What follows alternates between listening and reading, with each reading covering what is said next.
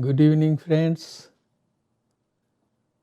The subject of my talk this evening is spiritual experiences, true and false. It is very unfortunate that all spiritual experiences are not genuine spiritual experiences. Some experiences are genuine, they are true, and some experiences are not genuine and they are false.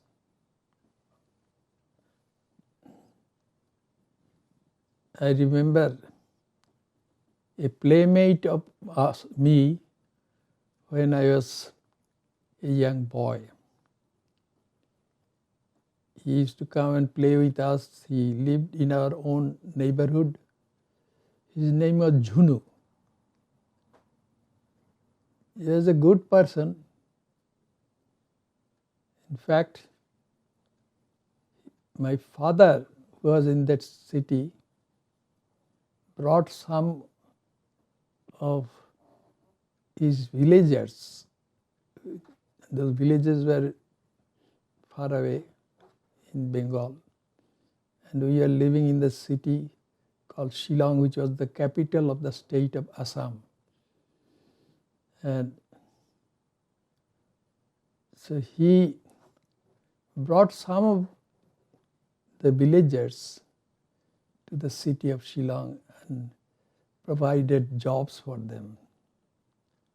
So Junu's father was also helped to start a shop, a tobacco shop. And Junu, for some reason, was not too much interested in studying, having higher studies. If I remember right, I think he finished his high school and then he became an assistant to a photographer. In those days, cell phones were not there. Nowadays, everyone is a photographer. But photography is an art. And these cell phones don't take good portraits of people. But those photographers learned how to take good portraits of people. And they also knew how to take pictures of other important things. So Junu worked as an assistant to a photographer, and then he became a photographer. He started his own photography shop.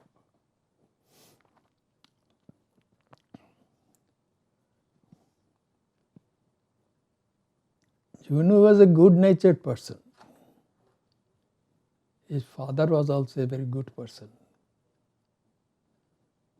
But unfortunately, his mother developed some mental illness.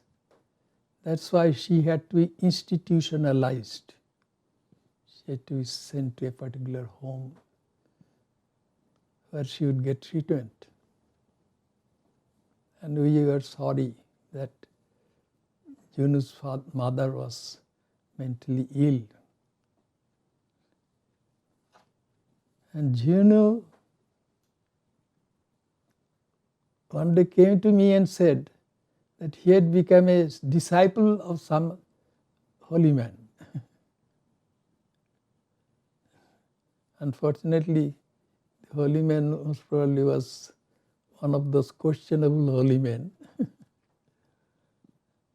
But he came to know that through the practice of spirituality, one can hear what people are saying several miles away, or one can see things which are at quite a distance. He must have read or heard about those things. And then Junu started saying to me that he could hear people talking 1 mile away. And he could see things which are happening far away. Then I became worried about him. I remembered his mother's mental illness. I thought, most probably he has got that. I tried to persuade him to see a doctor. But as far as I remember, he didn't go and see a doctor. And his mental illness remained. Then he had to give up his photography business. He would wander about here and there. It is unfortunate. He was a good person, but he developed mental illness.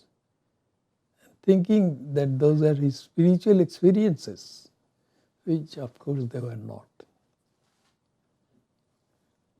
And here in Seattle also, I've been here for about 45 years or 46 years.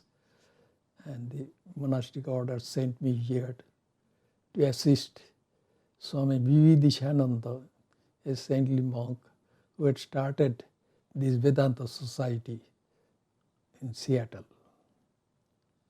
And at that time, very few people would come to the Vedanta center.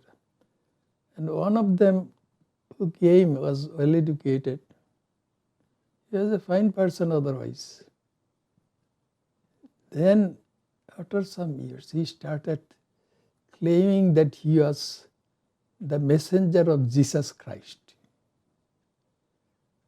He started showing mental illness, signs of mental illness. He started thinking that he was the messenger of Jesus Christ. And his marriage broke down.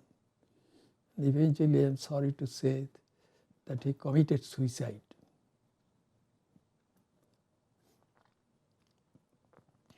These are cases of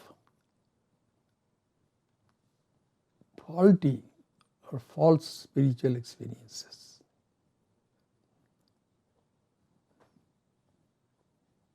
And in India, we read about that sage Patanjali, that was his name. He composed a book called Yoga.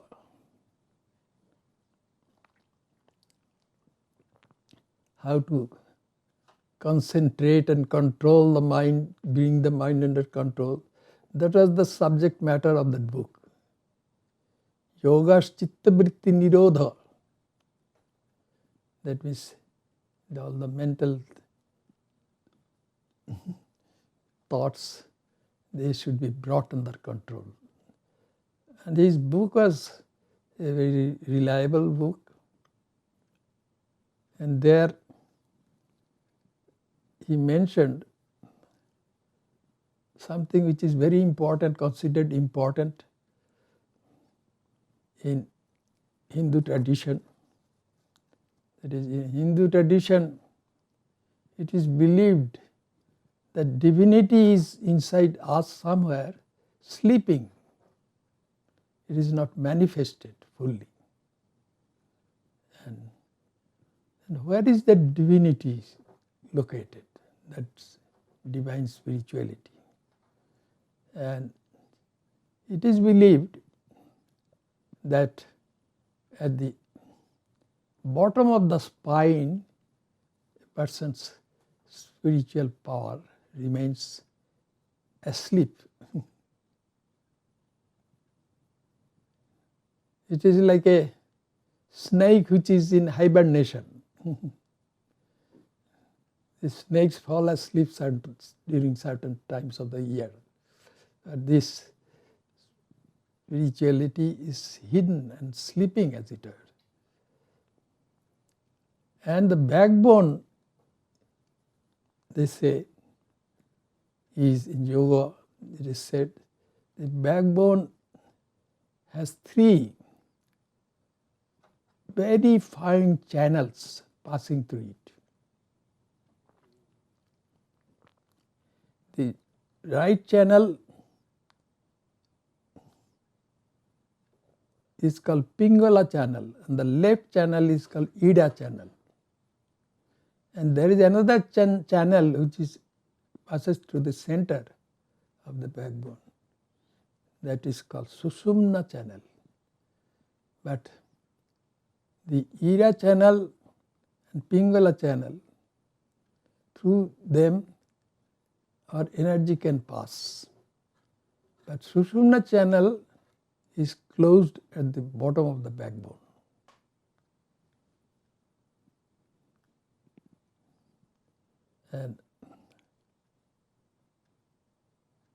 But through genuine spiritual practice, which a person have learned how to do with the help of a proper spiritual teacher,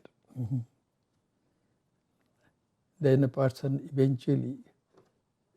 may be lucky to awaken his or her hidden spirituality, which is at the bottom of the spine.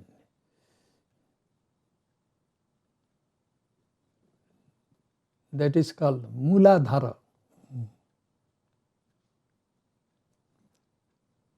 Not Muladhara, sorry. That is where that is Muladhara. That's where the spiritual energy is sort of sleeping. And through spiritual practice, this spiritual energy sometimes becomes awakened. And then it starts going through the Sushumna channel. The bottom of the Sushumna channel opens up for that person, and this spiritual energy starts coursing upward. And then it gradually comes upward, proceeds upward toward the brain. And near the organ of reproduction, there is a place, a center, and in yoga philosophy they are called chakras. They are like circles. But anyway, so near the organ of reproduction there is a chakra, it is called Swadhishthana Chakra.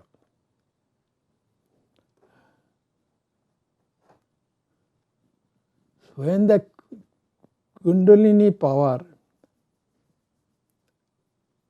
which is easily asleep, when it becomes awakened, so it comes from Muladhara Chakra to Swadhisthana Chakra.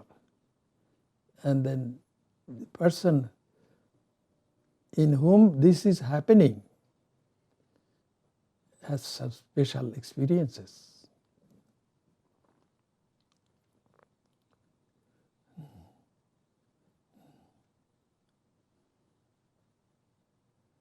And this, then after Swadhisthana Chakra, near the navel, at the level of the navel, there is the Manipura Chakra, it is called. And then if it goes upward, then in the region of the heart, there will be another chakra, which is called Anahata Chakra. These are all centers of spiritual experience actually. And then if it goes further up, it arrives at Vishuddha Chakra, which is near the throat, in the region of the throat. And then when it goes further up, then it comes in between the eyes, and that is called Ajna Chakra. And then when it goes further up, it reaches the goal, which is located at the top of the head. It is called Sahasrara Chakra. When a person's spiritual power has reached Sahasrara Chakra, he has become a divine person. He has experienced divinity. So, this spiritual power, which is usually dormant in most people, when it becomes awakened through genuine spiritual practice, then it started coursing through the Sushumna channel toward the brain. And at every level, they have different experience. When the spiritual energy comes to that center which is near the heart, it is called Anahata, then one will see divine light.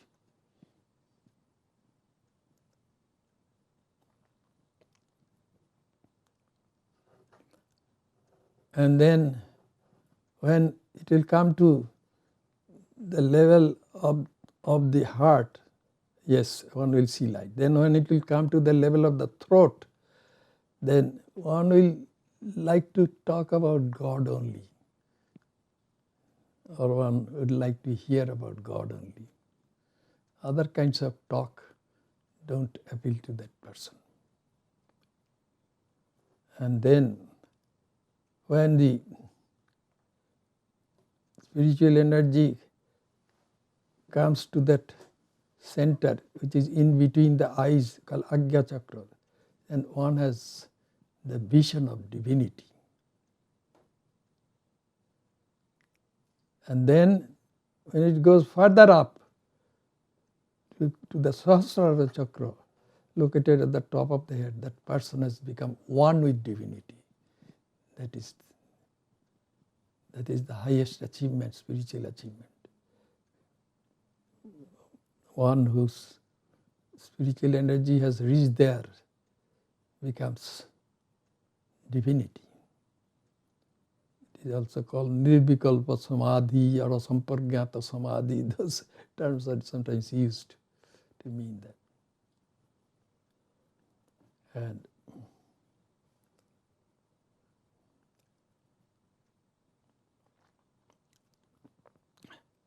our mind becomes aware of things with the help of the sense organs and all that. The mind goes out through the doors of the sense organs. That's what Hinduism teaches. And those doors are called sense organs. The organ of sight, that is a door. Organ of hearing, that is another door. Organ of smell, that is another door. Organ of taste, that is another door. An organ of touch, that means the skin, that is another door. Through these doors, the mind goes out and gets to know things. But that is a topic which I am not discussing now. In the future I will discuss those things, how the mind goes out and perceives things, perception, all these things I will talk about at that time. So, ordinarily the mind behaves that way. That's how it gets to know things.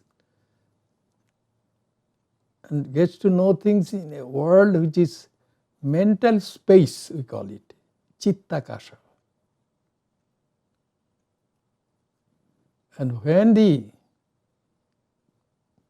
dormant spiritual power, or Kundalini as it's called, when it courses upward through the Sushumna channel to the different centers, one after another, then that experience that one has is an experience in Chidakasha, that means knowledge space. That is not mental space, knowledge space.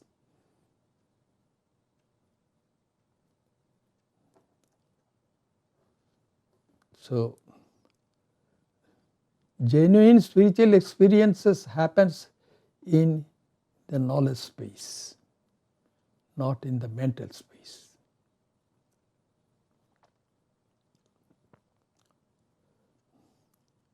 Until a person's Kundalini power, that means spiritual power, has been awakened, and until that has started coursing through the Sushumna channel upward toward the brain. People may have yearning to know God, but they won't have any genuine experience. I have seen people who say that they went to a particular place where there are images of deities, Hindu deities, and those deities started speaking to them. That is imagination actually.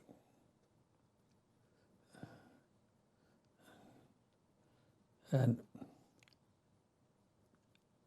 I recall that when once I was coming by airplane, and I had to travel a lot in this country, and then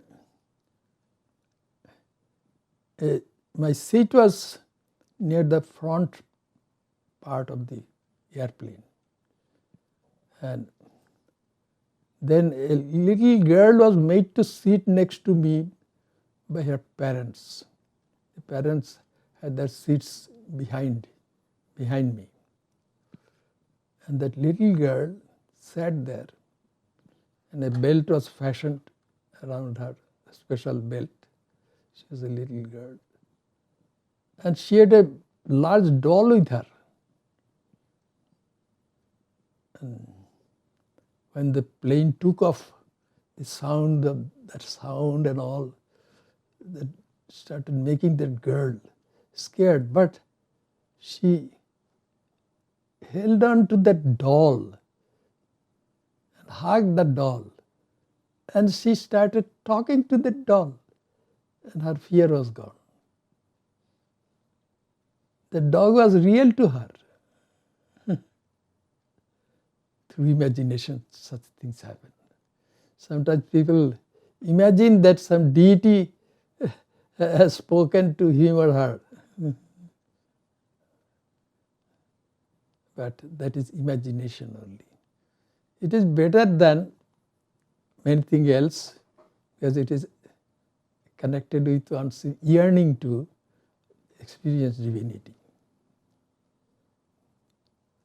And in the scriptures,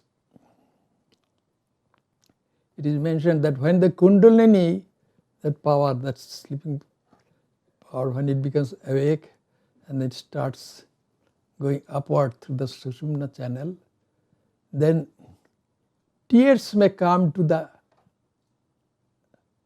eyes of those people. People, when they cry, their tears flow through that corner of their eyes, which is closer to the nose. But when this kind of tear, when due to the awakening of the dormant spiritual power comes, then those tears don't come through those corners of the eyes. At that time, the tear will come from the right corner of the right eye, or the left corner of the left eye only. Those are special. And those tears are tears of not of yearning but of joy. And when the Kundalini becomes awakened, it started coursing toward the Sahasrara, which is in the brain, then a person may experience this type of tears coming out of his or her eyes. And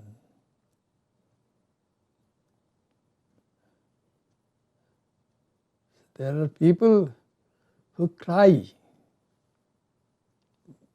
out of yearning for God. That crying is good, better than other kinds of crying. but that is not genuine spiritual. That is not genuine spiritual experience. One should remember it. Sometimes our imagination plays a role in our in our minds, and through imagination we may feel that a deity is talking to us, but that is not genuine spiritual experience. It is imagination. That experience is taking place in mental space only, not in knowledge space. So there are spiritual experiences. Some are genuine spiritual experiences, some are not genuine. We should be aware of that. I have met some people who can cry out of yearning for God.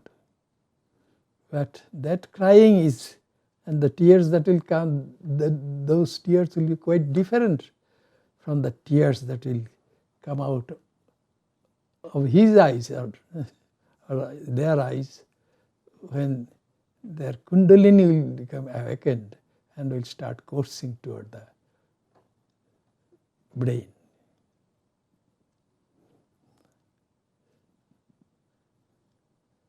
Therefore, we should be very careful about our so-called spiritual experiences. And we should be very careful about some kinds of spiritual practice also. There is one practice which is connected with breathing. It is called pranayama. It is taught in India. That means a person breathes through the left or right nostril and holds the breath for a while and then lets the breath come out through the other nostril. And the reverse process also keep on going. And when the breath is stopped, that means after breathing in, the breath is stopped, that is called Kumbhaka. That Kumbhaka can be very harmful for some people. I knew one person who came to become a monk of our order and came to our center. He was a very good person. Then he started complaining after a while about some severe headache, and our organization order at that center ran one charitable clinic. He was sent to the doctors there. The doctors could not cure his headache. Then he was sent to Calcutta, where we have a very large hospital our order has. And there the doctors examined his brain and everything, and they determined that he was having premature old age. Premature old age. That's why he was feeling that pain, headache. Then he realized that most probably this pranayama had done it, and he stopped practicing pranayama.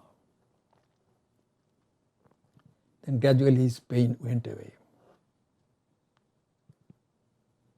He was a very good person.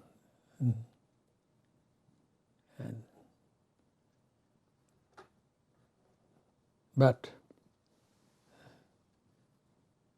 pranayama, practice of pranayama may give some false experiences. One has to be very careful about that. This is just an example I am giving. So the subject of my talk this evening is spiritual experiences, true and false. Let us not consider our false spiritual experiences as genuine spiritual experiences. That will be foolish. Yes. All right, thank you very much for your patience. Now let me conclude with the same chant which I chanted at the beginning. Om asato ma satgamaya tamaso ma jyotirgamaya mrityorma mritam gamaya. Om shanti shanti shanti. O God, please lead us from this unreal world to divinity which is real. And please lead us from the darkness of ignorance of divinity to the knowledge of divinity which is like light. And please lead us from death to immortality. Om, peace, peace, peace. Let us all have peace.